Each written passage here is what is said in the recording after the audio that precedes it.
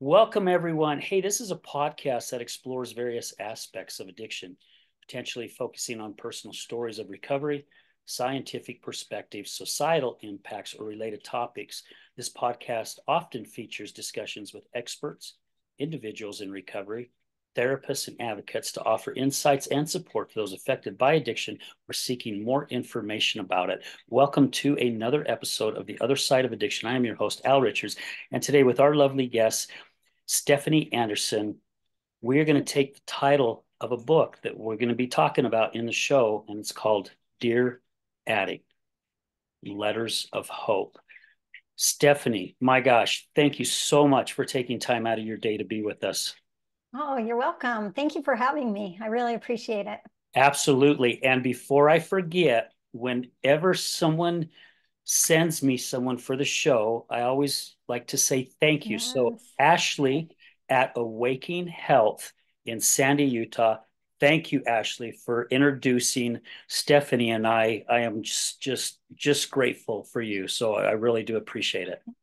Thank you, Ashley. I am super happy that you connected me with Al on the other Yes. side of addiction.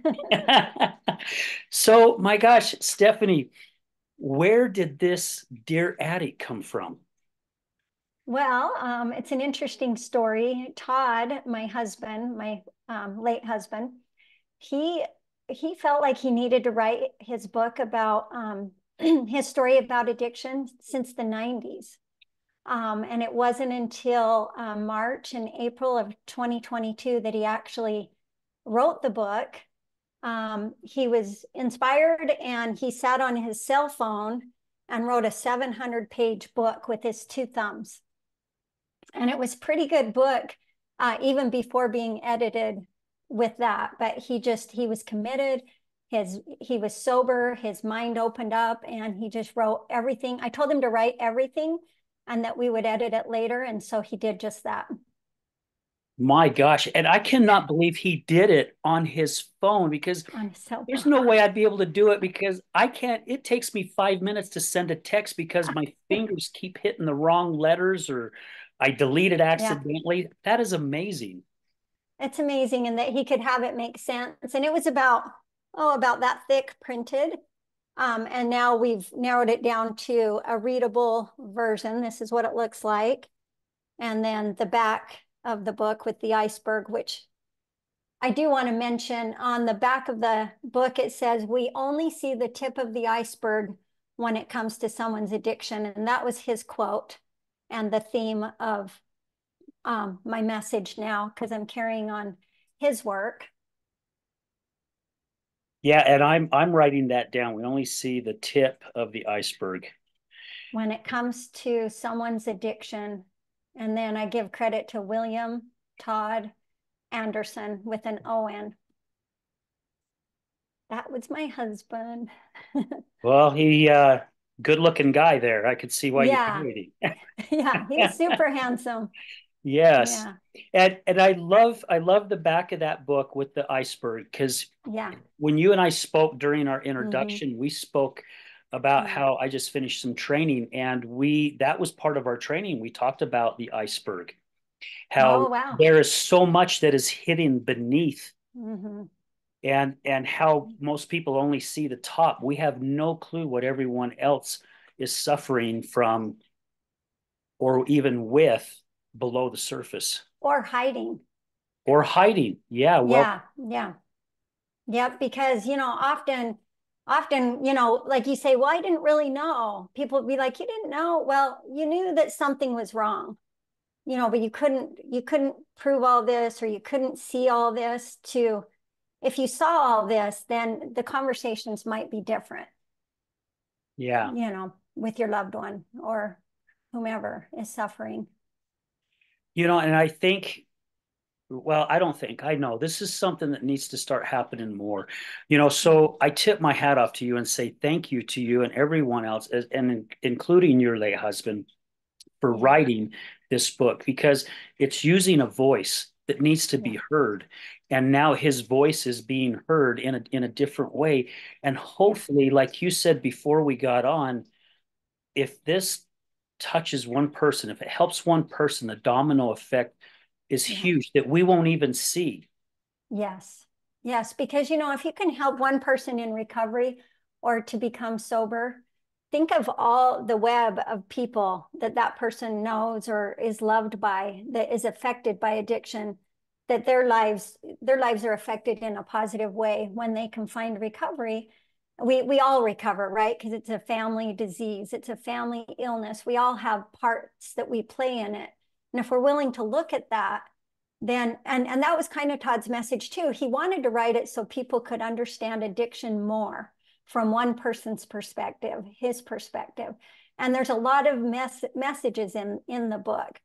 But as loved ones who are trying to help, maybe we're not doing it in the right way. Maybe we could do it better.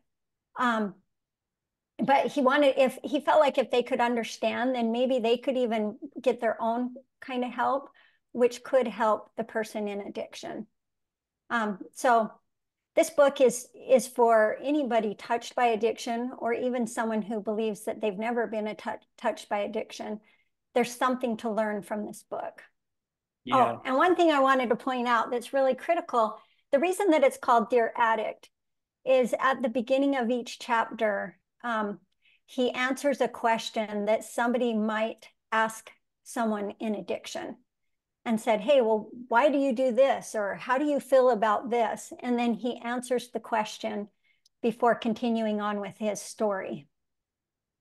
That is very smart to do because I went through some training. It was called a craft family support group. And I did this really after the fact.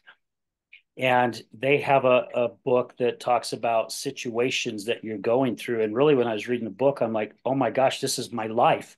I mean, literally, they have put everything in this book. The second part of it is how to handle things a proper way. So to be able to know what someone is going to ask and be able to answer that for them and then go into it is really intelligent. Yeah. Yeah. Todd, he was a really smart guy. He was really smart, really kind person. That's the other thing. I want to normalize talking about addiction.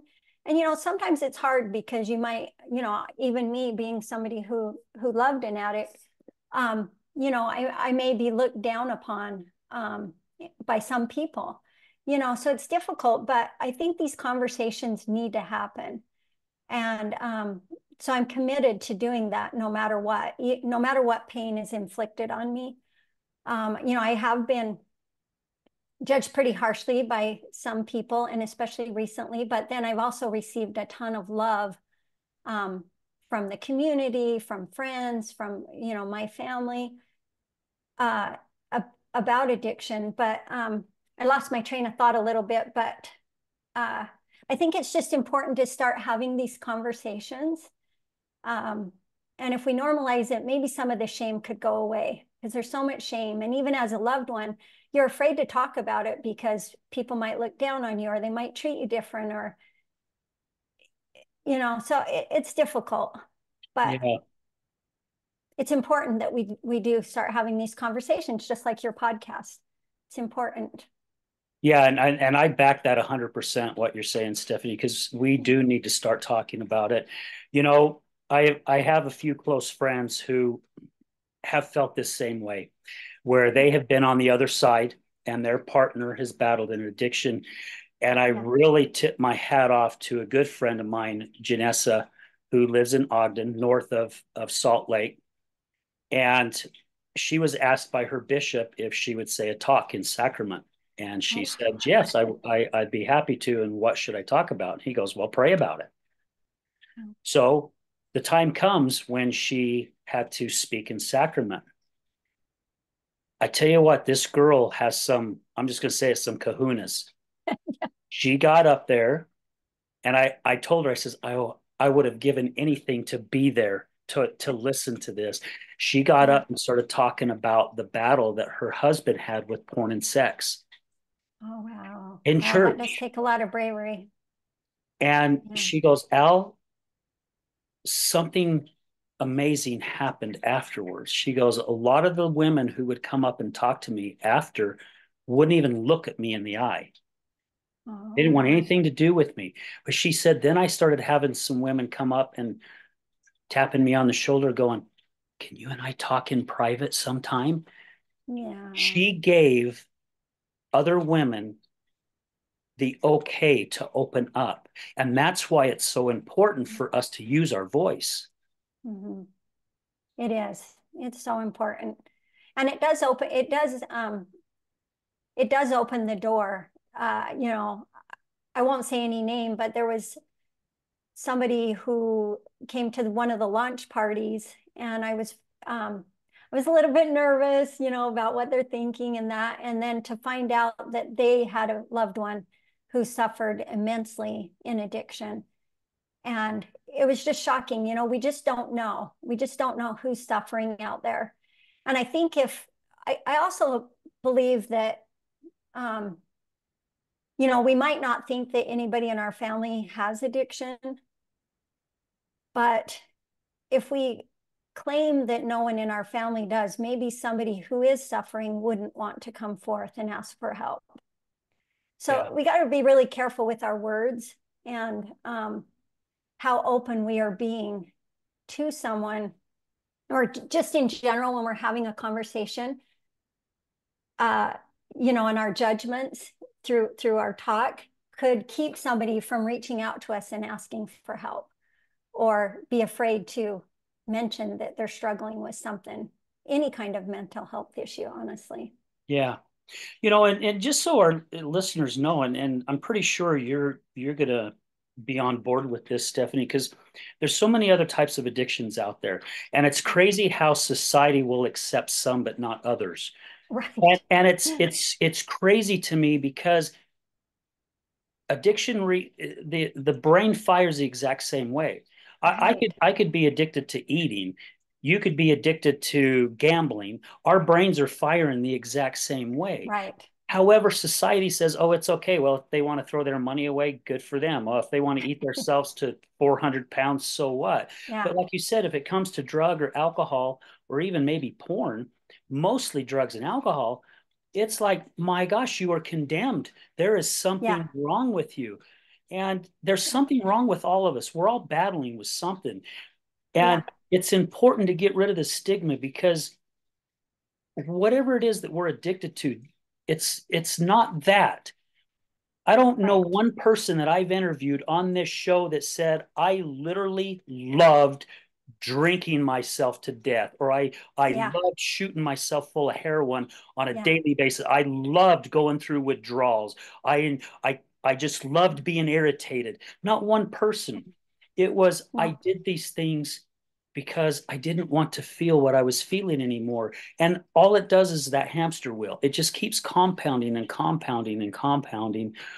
And a lot of the society, the majority of society doesn't understand that because I said this in my talk last night. If I told the audience that my wife or one of my children had cancer, once I got done talking, everybody would be coming up, or not everyone, but a lot of God. people would be coming up. Oh my gosh, I can't believe you're going through. Oh, what can we do? Is there anything we can do to Mhm. help? Or they'd be bringing, can I bring dinner over? Now, if I said my spouse or my child or even myself is battling addiction, especially with drugs or alcohol, no one would come over and knock on my door offering me casserole. No one. Yeah. Sometimes even not immediate family wouldn't be Yes. there. Yeah. That's the tragedy. It's so sad. It really is sad because they're sick, and they wouldn't choose that. Nobody would choose that kind of insanity. And Mhm. one of the important quotes in the very beginning of the book says, "The question is not why the addiction, but why the pain," by Gabor Mate. Um, there's pain there. There's something that they're trying to mask or make themselves feel better. We all do it, right? We all try and make ourselves feel better with anything that we do. And Yeah. so we need to come, I think, with more compassion and love. And that was one of Todd's messages, is he felt like there needed to be more love in this world. Somebody could be craving acceptance and love. And one person's trauma or tragedy isn't the same as another person. So we can't even, I think, to judge someone's pain by what happened to them is also kind of a, I don't know, we have to be careful with that as well. Yeah. Just be a little bit more open. But I do Have agree. some empathy. Yes, have some empathy for maybe somebody's pain. Or, Todd grew up in the 90s when, opiate, they were saying, oh, opiates aren't addictive, and he was on them for 18 months before they operated on his back, because he was a motorcycle racer. Um, and that's a long time to be on a drug that supposedly isn't addictive. Yeah. Yeah. Now we know where all that went, huh? Yeah, we do. Yeah. We It's do. caused havoc in so many societies. Yeah.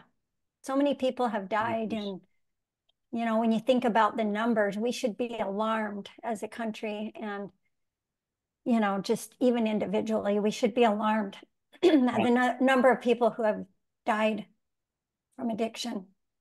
Yeah. Sorry. Yeah. And it just keeps growing. It's getting worse. It Yeah. really is getting worse. The numbers get higher and higher. And I could go into a whole political type thing on that, but I won't because that's not what this show's about. Yeah. And I really do believe it's up to us who have lived around it, been in it, done it, to use our voice to make a change. And I think in the 3 years, a little over 3 years, I've been in this community, this recovery type community, I've seen a little bit of a shift, just a little bit of a shift, I think, going in the right direction where some people are really starting to open their eyes and understand just a little bit more. And it's because of people like your husband writing this book, people like yourself, who is a huge advocate, so many thousands of other people who go, enough's enough. Yeah. Yeah. And it's unfortunate that it takes a tragedy or that for us to create change. But I think when you're living through someone who's caught up in their addiction, it's hard to see the resources that are available. Since Todd has passed, I've seen so many resources and I'm a problem solver, that I didn't know were available. And so part of my website I'll have a resource page, and I will go and visit different recovery centers and find out what's available, so that if people come to me and say, hey, where should I go? I can find the best place for them, or what I think is the best place for them, rather than just, oh, go to this place or go to that place. And different resources for, like, I know you put on an event, so that would be on my website to lead people to what's happening out there, because there's so many great things that have come from tragedy. Yeah. And it seems like that's how the game is played sometimes. And Mhm. I'm just talking about like the game of life, because I think something has to be lost before something can be gained. And sometimes it's our own souls, right? We lose ourselves because there are so many people who lost their souls in themselves in the addiction, and thankful for whatever reason God kept them here to now go on that journey with what you're doing. And Mhm. it's just, or even the book, right? Your husband's no longer here, unfortunately, but he left something behind that is still helping people. Yes, it's such a beautiful thing. I'm so grateful that he got the book done, because I encouraged him for many years to write it. And, he almost died 2 times from overdose, prior to getting this done, in the couple of years prior to writing it. But I feel like he came, got some sobriety and was able to get it done. I know that there's a reason for this book, and that's why I'm, going forward with it no matter what, because he did get it done when at one point he was in the pre-stages of dying, and still came back from that. And then he had such clarity in his mind writing it. It was just incredible. It was incredible to watch. Oh, and then one thing that I wanted to share is I sat in the living room with my parents and read the book out loud with Todd in the room. And so we could pause and talk about different parts of the book, because as you'll see, there's these reality letters that we write to each other. So he's in recovery. I write a reality letter to him. At this time, I don't know the endings to these stories or the truth of what happened in these stories. But this last recovery that he went to, he was committed to staying sober. And so that's why he kind of pulled the covers on addiction and wanted to let people know what happens behind the scenes and to share what his back doors were.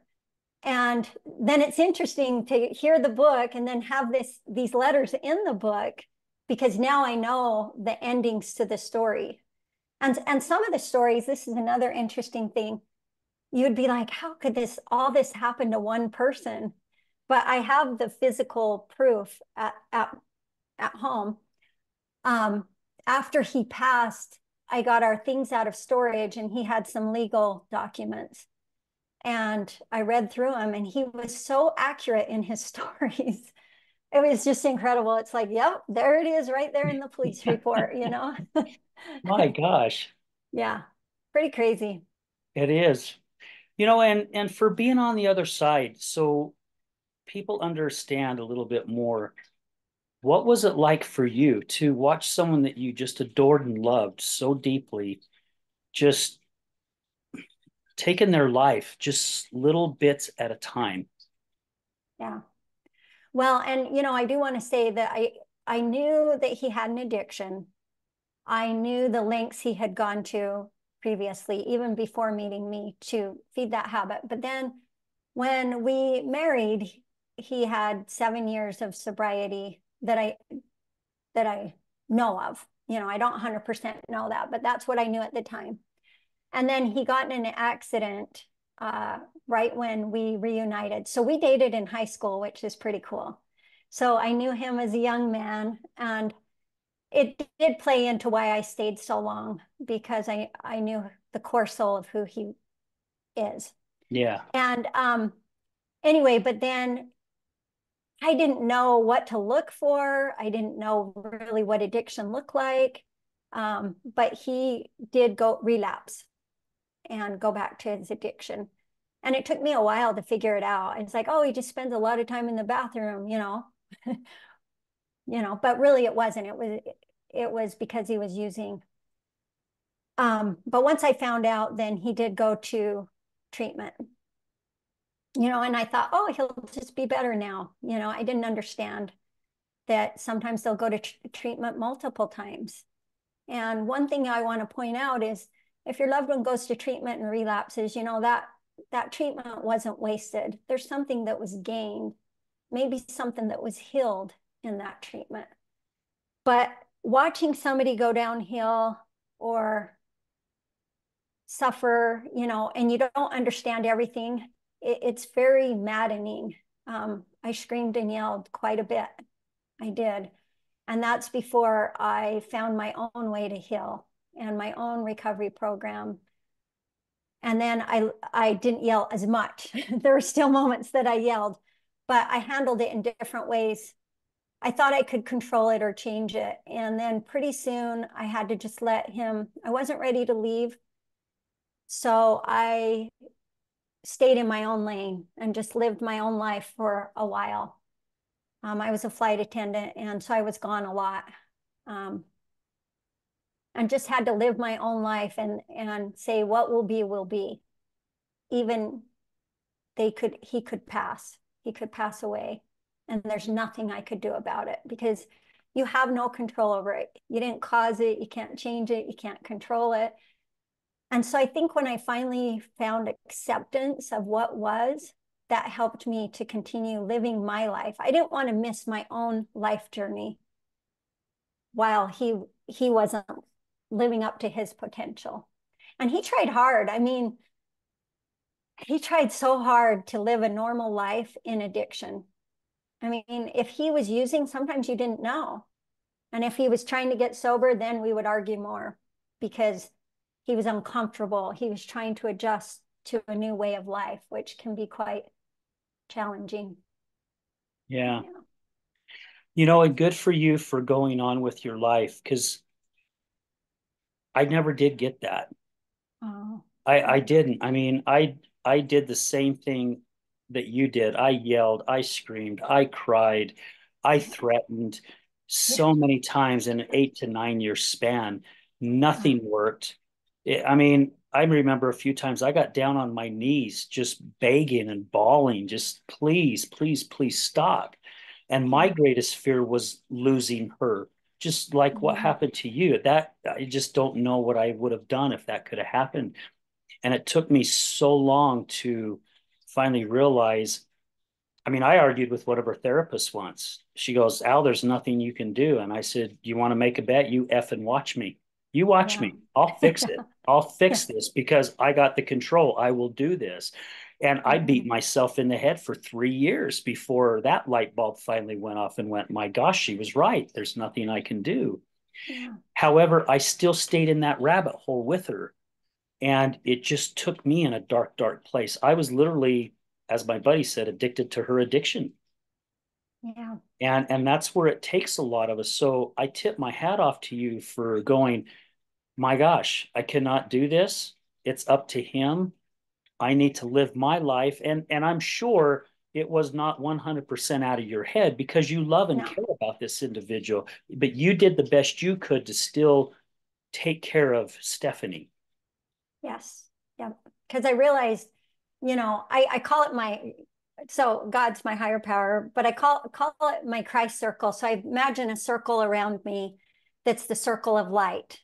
And if I'm in that circle, I'm protected. I'm everything's okay because my connection with God, my higher power, is helping me and helping me to cope or helping me to step aside and let Todd have his journey and I have my journey. And if I'm not ready to leave, then I need to walk my own path and let him walk his path and go whatever down whatever road. Now, had I known all the things that were in the book, I most likely would have left because, when you understand the full scope of what's under the iceberg, it's much bigger than what you're seeing. And you think, oh, they can get better, or oh, he's trying to get better. He tried this Suboxone, or a lot of times he would switch back and forth between Suboxone and the opiate. But when you try something new, it takes like a month or two to figure out, and you think, oh, they're trying, and maybe they're tapering off, and they're going to be okay. But what I would say to that is they cannot get it. In my opinion, we need help. We can't do it alone. They Yeah. can't get sober alone. We can't get better alone. And we just need to come together and ask for help. And I don't know, you can spend so much time spinning your wheels trying different things, but real recovery, you need a program, you need support, you need love, you need help from other people in recovery. Yeah. That's your greatest resource, really. They say the opposite of addiction is connection, and it goes both ways for those that are in the addiction and those on the other side of the addiction. And so people Yes. understand too is you have to find what works for you. Yes. Because I went to Al-Anon, and I've said this many times throughout the shows. Al-Anon just wasn't a fit for me, and I'm not knocking it because I know people who have gone and it's really, really helped them.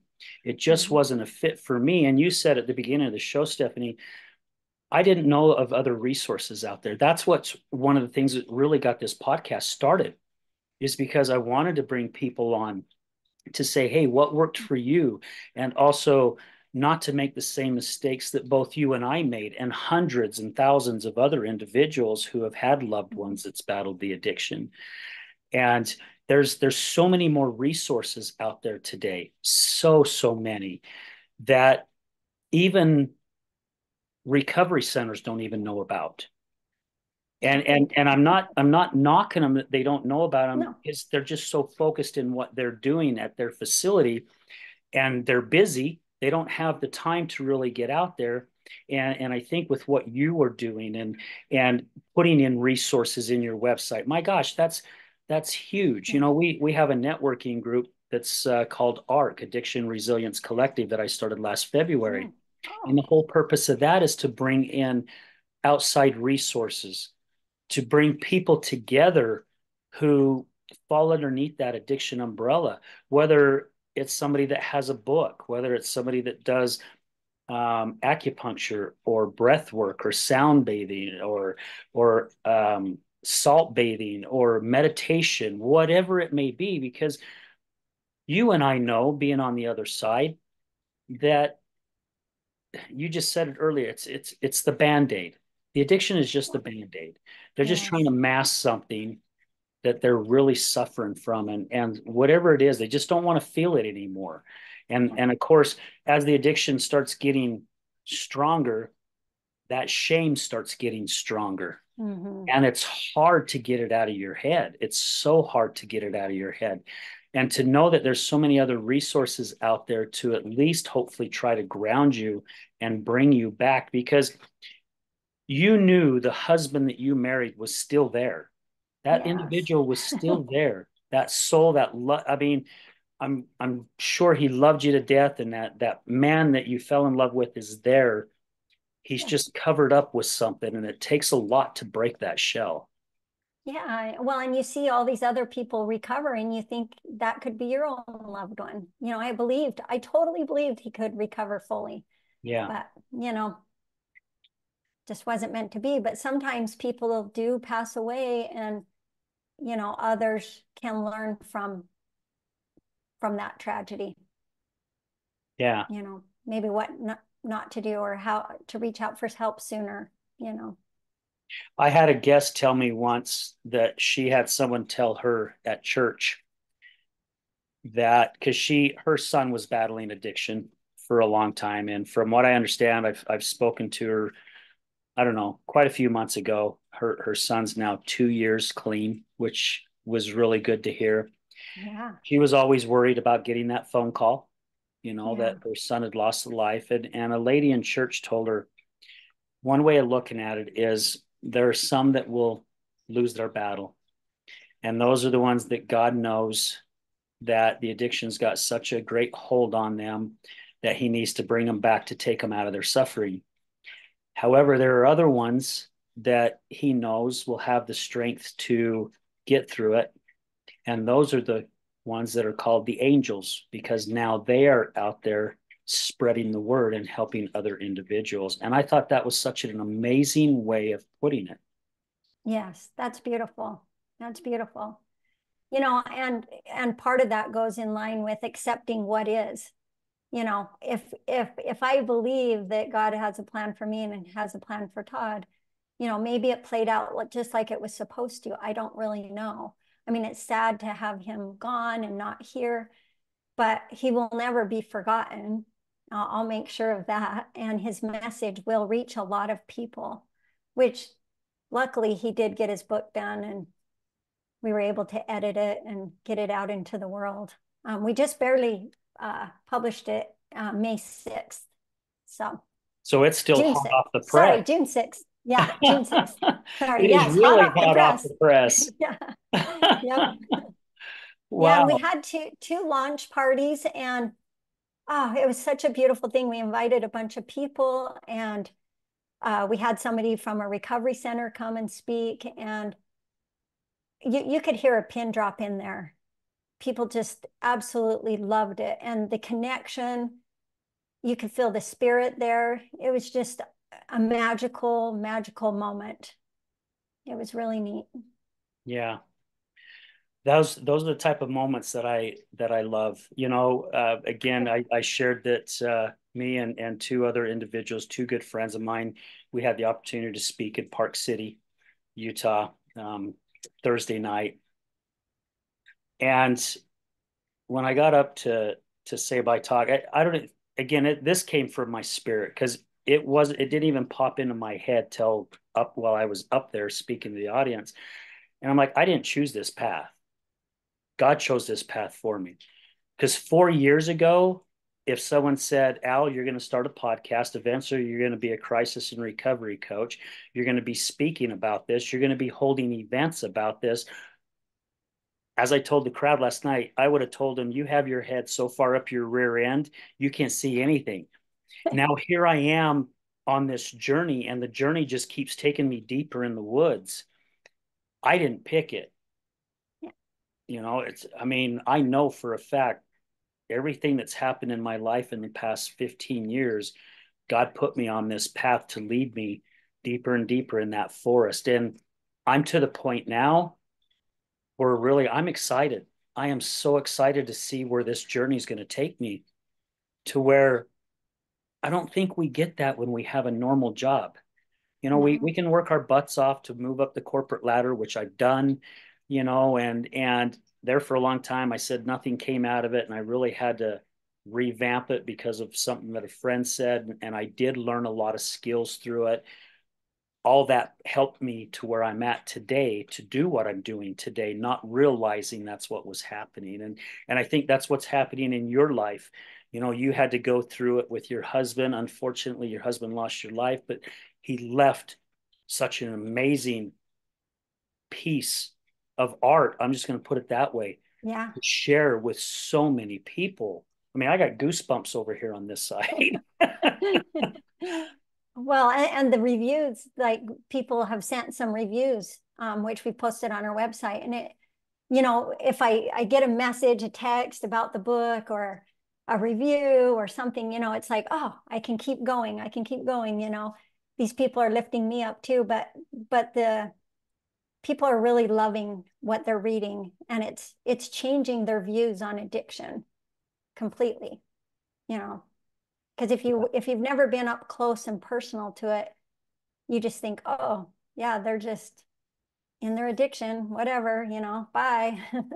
But I think they're looking at it differently, like already with more compassion. That is So, really good. Yeah, I went on a hike last Sunday, and a buddy went with me, and I had written a letter last March or May, and it was a letter to addiction.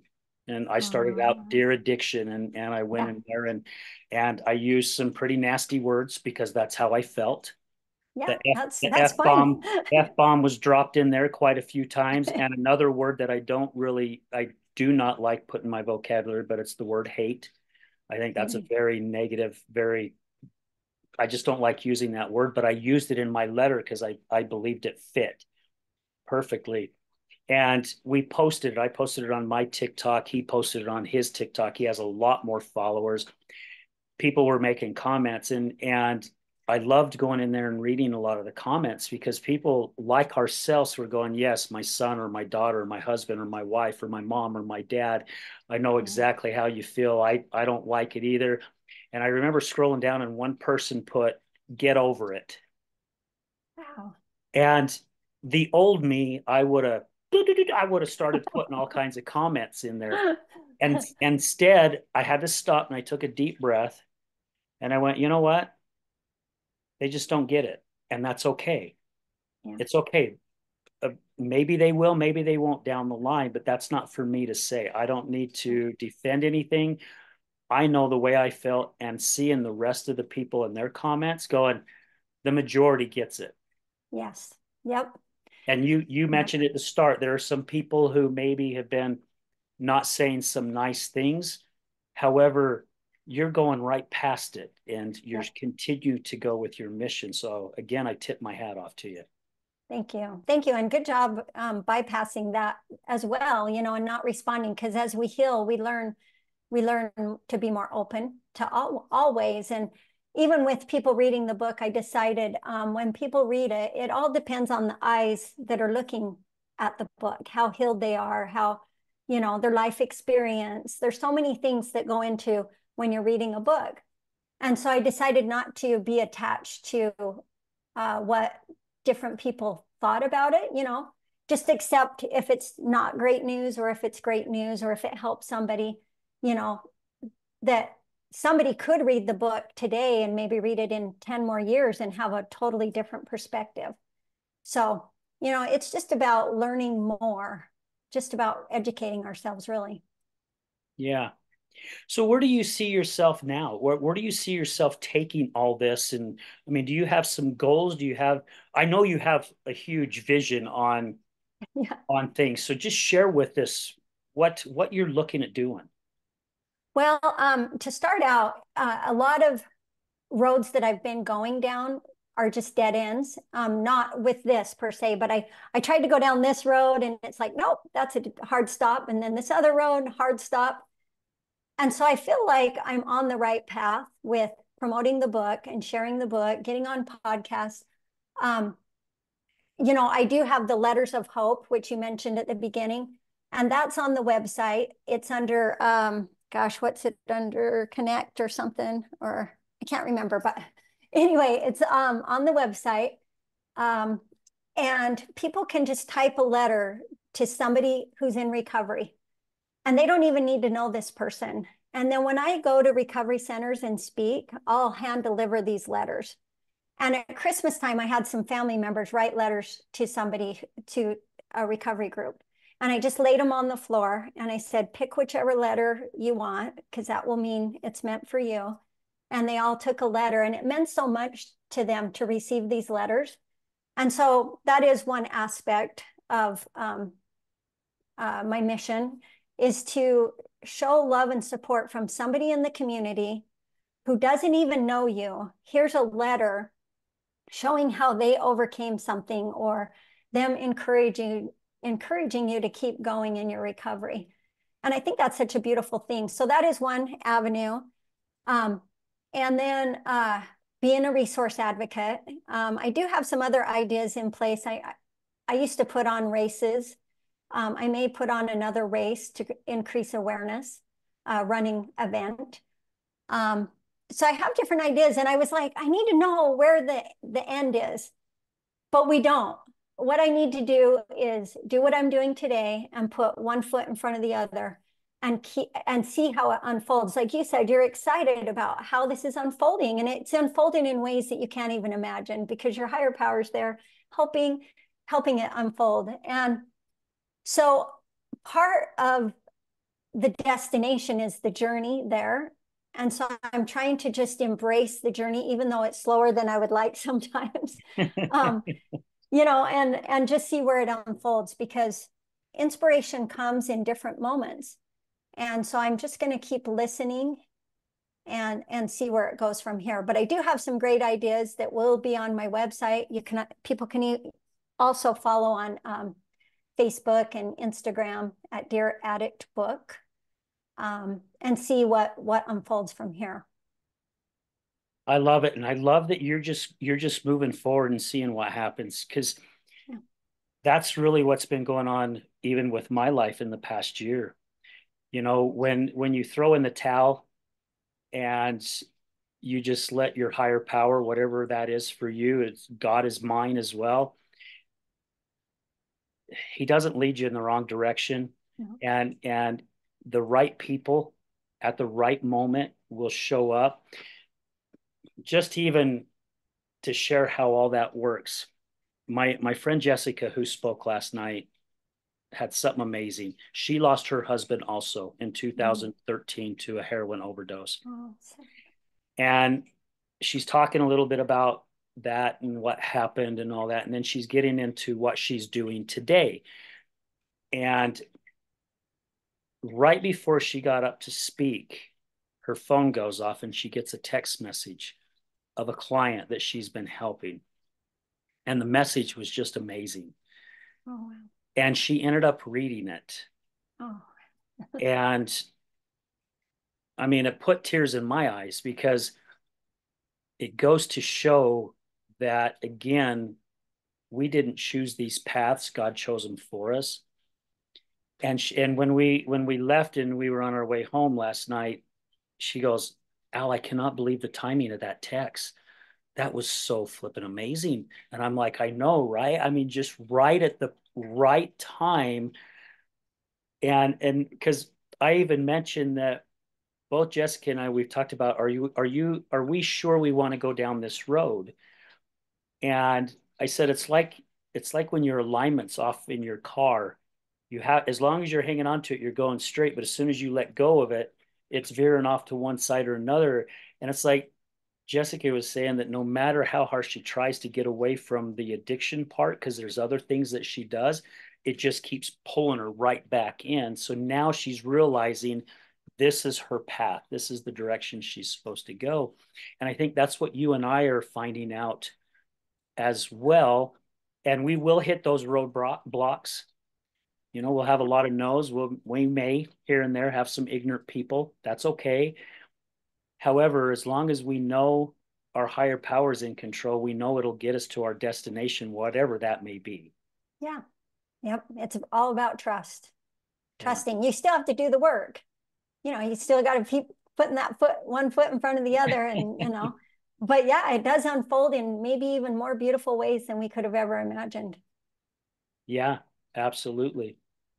Have You you know, even thought about putting on like other events other than running to, because you're not in Utah, right? yeah, I'm in St. George. Yeah. Okay. Yeah. Yeah, so I did want to do some type of convention. Um, you know, I just I know other people are doing it. So it seems Hmm. like a lot of the ideas that I have, somebody else is already doing a lot of them. So, I don't know exactly where this will go. As I just barely finished publishing and getting this out and trying to get the word out. Um, so now I'm going to move into that new category of where am I headed at this point. But I think honestly, awareness, the numbers are staggering. If people really knew the numbers, they're just staggering. How can we make a difference? Like where can I make the most impact or the most difference? Sometimes it's the little things, sometimes it's the big things. Yeah. Um, so, I think taking the letters of hope, I mean, that's a big thing. I went and spoke around, I say around Christmas time. I think it was right before Christmas. And it was this beautiful full circle moment. So I went and spoke, and then I gave them the letters, and then they followed me over to my dad's in memory care. The group followed me over, and they sang Christmas carols to my dad's memory care group, which was so beautiful because I gave to them, they gave, back. And then I had some clothes that I donated, and I just opened up the back of my car and, hey, just pick what you want. And one guy's a runner. He got a brand new pair of running shoes. So that was pretty exciting. And then I invited them to come to a race, and they had to go, but they could sit on the curb, or they could walk the race or run the race. And I got them all in for free. And every single one of them participated in this race. No one sat on the curb. And then the full circle beautiful moment is a couple weeks later, I was running a race, a 10K race, and I was coming up this hill, and I'm like, oh, wow, that's a really energetic group. And they had music playing. And we get to the hill, and I see a couple of the people, they had come to volunteer at a race. And I like hugged them. I'm like, oh my gosh, and then they see me running because I talked about how sport has been part of my life for 35 years. And anyway, it was just this beautiful full circle moment. So I don't know. I do enjoy speaking at recovery groups and taking these letters, and also detention centers. But that's where I'm starting right now. And it's going to grow and become bigger and bigger and bigger. I just can't tell you today exactly how that will look. Yeah. That's the thing again, right? We just got to enjoy the Yeah. journey. Yeah. Because the journey's part of it. Yeah. Yeah. Yeah. Yeah. And I like to put it sometimes. I don't know. Do you remember the Cracker Jacks? Cracker Jacks, Yeah. when Yeah. you couldn't wait to get the prize. Yeah. Sometimes you dig down in there to try to find the surprise before you even ate the popcorn. But again, Right. that's what it reminds me of. It's like we're eating a Oh, box of yeah. Cracker Jacks, and all of a sudden we hit the mother load, right? And then we're given another box of Cracker Jacks to see what's coming next. And it's that surprise. It's Mm-hmm. such an amazing feeling. And I'd love to connect you. I don't think you know this gal as well.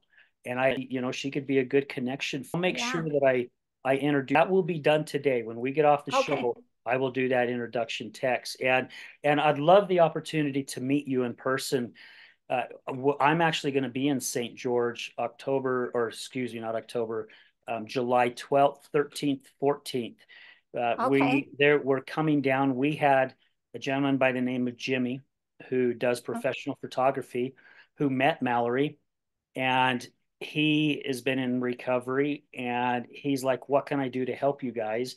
So a lot of us up here, our team, our Hus team is traveling to St. George to do a big photo shoot that oh, weekend. nice. So Nice. I'll have to reach out to you, and maybe just I don't know, maybe by chance we can connect. We're going to try to go on a hike Saturday morning. All of us get together, you know. So yeah, it would be nice to meet you in person because so many of my guests are in different states, but the ones that are in Utah, I've had the pleasure of meeting some of them. Either they've come to one of my events or we've been able to be in the same place at the same time and continue to build that relationship because again, it's all about helping one another Yes. because we're wrapping more yarn around that ball and it's getting bigger and bigger and that's what we need.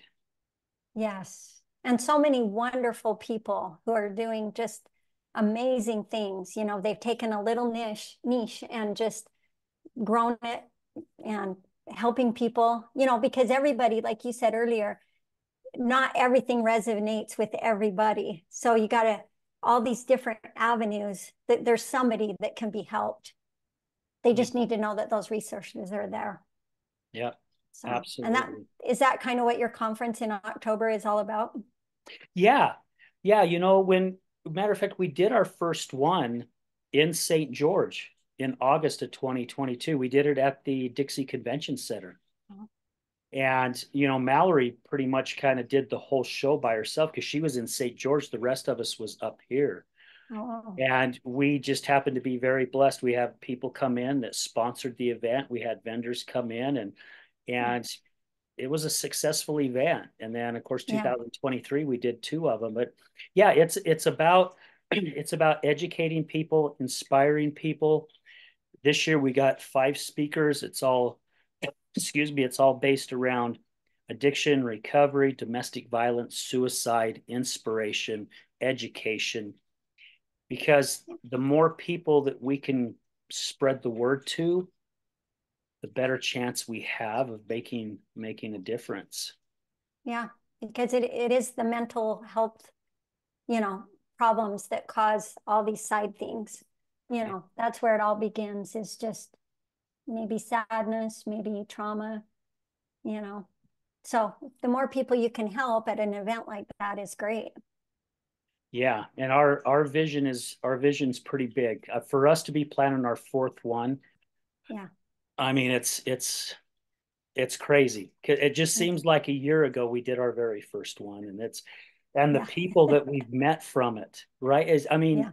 that just in itself makes it all worthwhile. We've had so many individuals that have come to all 3 events and just said, "Hey, this has changed my life." They've got something from it, right? Just even like what you was Mm-hmm. talking about with the book, if they just take even one little section One out of it, little it thing. changes their life. Yeah. That's all that matters. Well, and just even like when you started your podcast, like you didn't think, oh, I'm going to start a podcast, and you know, it just kind of unfolded. And look at all that you're doing. I mean, are you 4 years in on that as well, or Little over 3? 3 years, little over Okay. 3 years. As a matter of fact, you are the 285th episode. Oh, yay. I'll have to write that down. That's pretty Yeah, cool. 285th. So we are quickly approaching 300, and I'm just like in awe. Cannot believe it. It's amazing. And one thing I love that you did, and I try to subscribe to, is, you know, it's scary to do these things. It's, you know, but you still did it because you felt it in your heart that you had to do it. You were led by something inside you that said, I have to do this. Just like Todd with his book, even, you know, he knew in every fiber of his being that he had to write this book, you know, and he did Yeah, it. You know, we have to follow through on those, or somebody else will if we don't. I mean, it'll get yeah. done eventually, you know, by somebody else if we don't. But when we feel that, you know, it's good to act on it. Well, if not us, Stephanie, who? Yeah, it'll Right. be somebody else. Yeah, Yeah.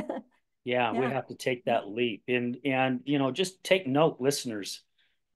If if you've got an idea and it's scaring the crap out of you, that's your answer to do it.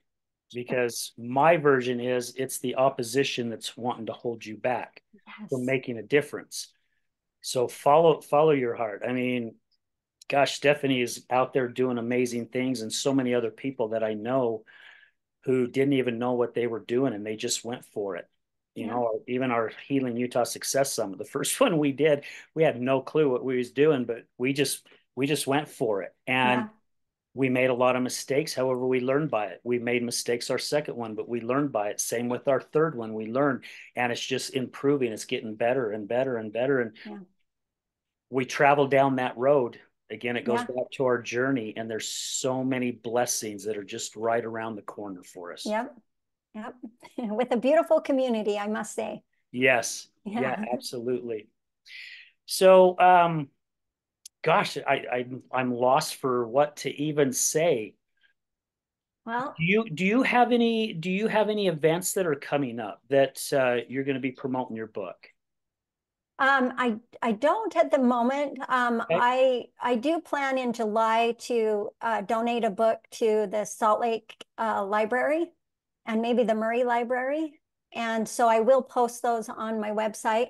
So what you do is you donate a book and then they feature you and say, hey, you know, the author, or in my case, the editor will be here um, to sign books. And I actually got a stamp with Todd's signature. So his book can be in, or his signature can be in the books. And my co-editor, Doug Sensenig, he did a fabulous job with me working on the book. So sometimes he will show up there. And we'll just share the message of the book in person at those events. So that is in the works as far as the next thing. Yeah, so if you go to buy a book, you can look and say pick up at an event, and I'll list the events there in case somebody doesn't want to pay for the shipping. The Okay. shipping's like $5. So yeah. So if you're up for it, we always have a raffle at the end of our show, at the Oh, end of our Healing Utah Success Summit. yeah. If you can and would love to donate a book for a drawing, I think that would be amazing. And I would love it. anyway, I think there's some other ideas there too, but I'll connect you with Mallory. And Okay. yeah, we'll kind of see what kind of transpires from that. Okay. But Yeah, I would love to donate a book. okay, It yeah, would be we an would. honor to do so. Well, we would be honored to have it, and I know whoever wins it, it's going to touch their life. That's Yeah, for sure. Because we will make sure that when we draw for that item, we let people know if you do not read, do not take this book. Or if you right. do know someone that reads, please give it to them because we Yeah. definitely want this book to be read. We don't want it to And sit on in the the right shelf. hands. Yeah. Yeah. Well, and I don't know if you want me to read the forward at all. I don't know how we are on time. No, yeah, go for it, please. Okay. Okay, I'll just read that really quick. Okay. So it says this book is for anyone suffering from addiction who has an addict in their life or who wants to navigate and understand the twisted maze of addiction. Addiction comes in many forms, all of which do lasting damage. I am not a professional, and Todd wrote this, of course. I am not a professional, and I do not pretend to have a formula or program for sobriety. I lay my experience before you so that you may take what benefit you can from it. I hope it will inspire dialogue and discussion, as well as the realization that time is of the essence for seeking help. In order to get the most from this book, I encourage you to be brutally honest with yourself about your personal struggle, the impact the addict has had on your life, and the impact your behavior has had on them. No more making excuses. With knowledge comes responsibility. I spent most of my life trying to convince myself that I was the exception to the rules of addiction. Every addict tells themselves, I'm certainly not like those real addicts.